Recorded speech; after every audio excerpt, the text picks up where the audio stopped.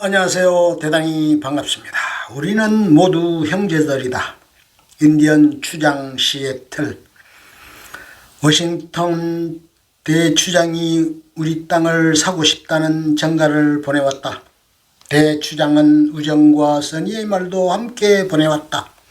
그가 답례로 우리의 우위를 필요로 하지 않는다는 것을 잘 알고 있으므로 이는 그로서는 불친절한 일이다.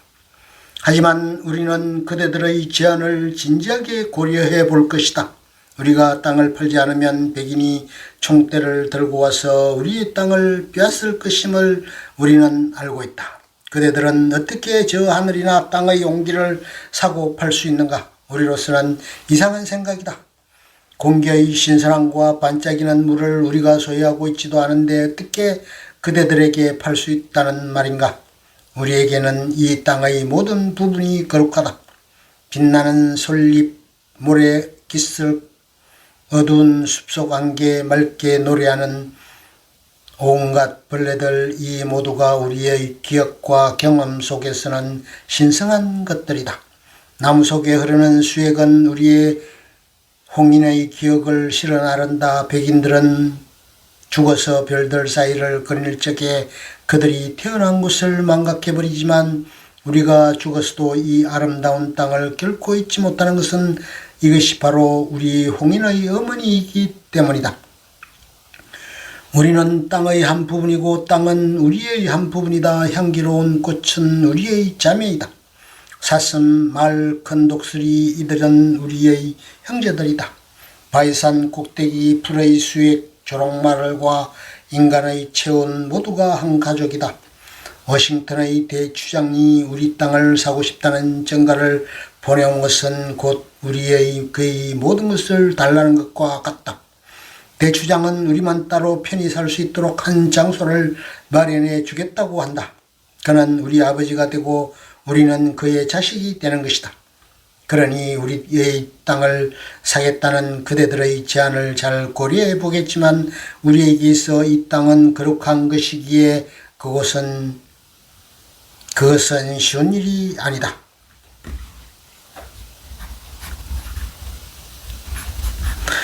개울과 강이 흐르는 이 반짝이는 물은 그저 물이 아니라 우리 조상들의 피다.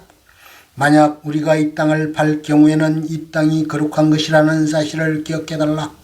거룩할 뿐만 아니라 호수의 맑은 물속에 비추인 신령스러운 모습들 하나하나가 우리네 삶의 일들과 기억들을 이야기해 주고 있음을 아이들에게 가르쳐야 한다.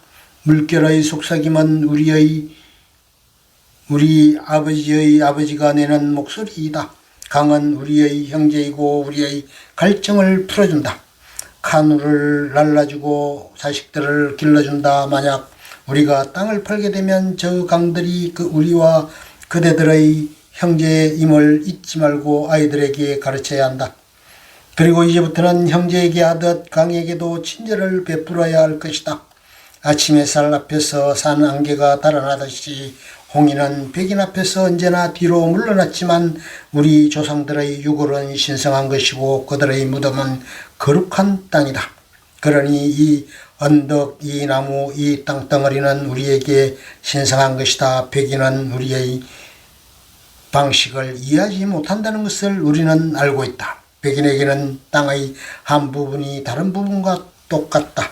그는 한밤중에 와서는 필요한 것을 뺏어가는 이방인이기 때문이다. 땅은 그에게 형제가 아니라 적이며 그것을 다 정복했을 때 그는 또 다른 곳으로 나아간다. 백인은 끄리낌 없이 아버지의 무덤을 내팽개치는가 하면 아이들에게서 땅을 빼앗고도 개의치 않는다. 아버지의 무덤과 아이들의 타고난 권리는 잊혀지고 만다. 백인은 어머니인 돼지와 형제인 저 하늘을 마치 양이나 목걸이처럼 사고 약탈하고 팔 수 있는 것으로 대한다. 백인의 식욕은 땅을 삼켜버리고 오직 사막만을 남겨놓을 것이다. 모를 일이다. 우리의 방식은 그대들과 다르다. 그대들의 도시의 모습은 홍인의 눈에 고통을 준다. 백인의 도시에는 조용한 곳이 없다. 봄 잎새 날리는 소리나 벌레들의 날개에 부딪히는 소리를 들을 곳이 없다. 홍인이 미개하고 무지하기 때문인지도 모르지만 도시의 소음은 귀를 모독하는 것만 같다. 쑥독새의 외로운 울음소리나 한밤중에 목가에서 들리는 개구리 소리를 들을 수 없다면 삶에는 무엇이 남겠는가? 나는 홍인이라서 이해할 수가 없다. 인디언은 연못 위를 쏜살같이 달려가는 부드러운 바람소리와 한낮의 비에 씻긴 바람이 머금은 소나무 내음을 사랑한다. 만물이 숨결을 나누고 있으므로 공기는 홍인에게 소중한 것이다. 짐승들, 나무들, 그리고 인간은 같은 숨결을 나누고 산다. 백인은 자기가 숨쉬는 공기를 느끼지 못하는 듯하다. 여러 날 동안 죽어가고 있는 사람처럼 그는 악취에 무감각하다. 그러나 만약 우리가 그대들에게 땅을 팔게 되더라도 우리에게 공기가 소중하고 또한 공기는 그것이 지탱해주는 온갖 생명과 연기를 나누어 갖는다는 사실을 그대들은 기억해야만 한다.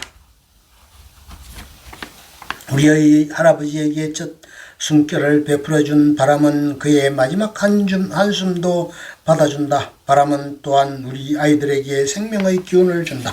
우리가 우리 땅을 팔게 되더라도 그것을 잘 간수해서 백인들도 들꽃들이 향기로워진 바람을 맛볼 수 있는 신성한 곳으로 만들어야 한다. 우리는 우리의 땅을 사겠다는 그대들의 제안을 고려해 보겠다. 그러나 제안을 받아들일 경우 한 가지 조건이 있다. 즉, 이 땅의 짐승들을 형제처럼 대해야 한다는 것이다. 나는 미개인이니 달리 생각할 길이 없다. 나는 초원에서 썩어가고 있는 수많은 물소를 본 일이 있는데 마치 모두 달리는 기차에서 백인들이 총으로 쏘고는 그대로 내버려 둔 것들이었다. 연기를 뿜어내는 철마가 우리는 오직 생존을 위해서 죽이는 물소보다 어째서 더 소중한지를 모르는 것도 우리가 미개인이기 때문인지 모른다. 짐승들이 없는 세상에서 인간이란 무엇인가? 모든 백성이 사라져버린다면 인간은 영원의 외로움으로 죽게 될 것이다. 짐승들에게 일어난 일은 인간들에게도 일어나게 마련이다. 만물은 서로 맺혀져 있다. 그대들은 아이들에게 그들이 딛고 선 땅이 우리 조상의 뼈라는 것을 가르쳐야 한다. 그들이 땅을 존경할 수 있도록 그 땅이 우리 종족의 삶으로 충만해 있다고 말해주라. 우리가 우리 아이들에게 가르친 것을 그대들의 아이들에게도 가르치라. 땅은 우리 어머니라고 땅 위에 닥친 일은 그 땅의 아들들에게도 닥칠 것이니 그들이 땅에다 침을 뱉으면 그것은 곧 자신에게 침을 뱉는 것과 같다. 땅이 인간에게 속하는 것이 아니라 인간이 땅에 속하는 것임을 우리는 알고 있다. 만물은 마치 한 가족을 맺어주는 피와도같이 맺어져 있음을 우리는 알고 있다. 인간은 생명의 그물로 짜는 것이 아니라 다만 그 그물의 한 가닥에 불과하다. 그가 그 그물에 무슨 짓을 하든 그것은 곧 자신에게 하는 짓이다.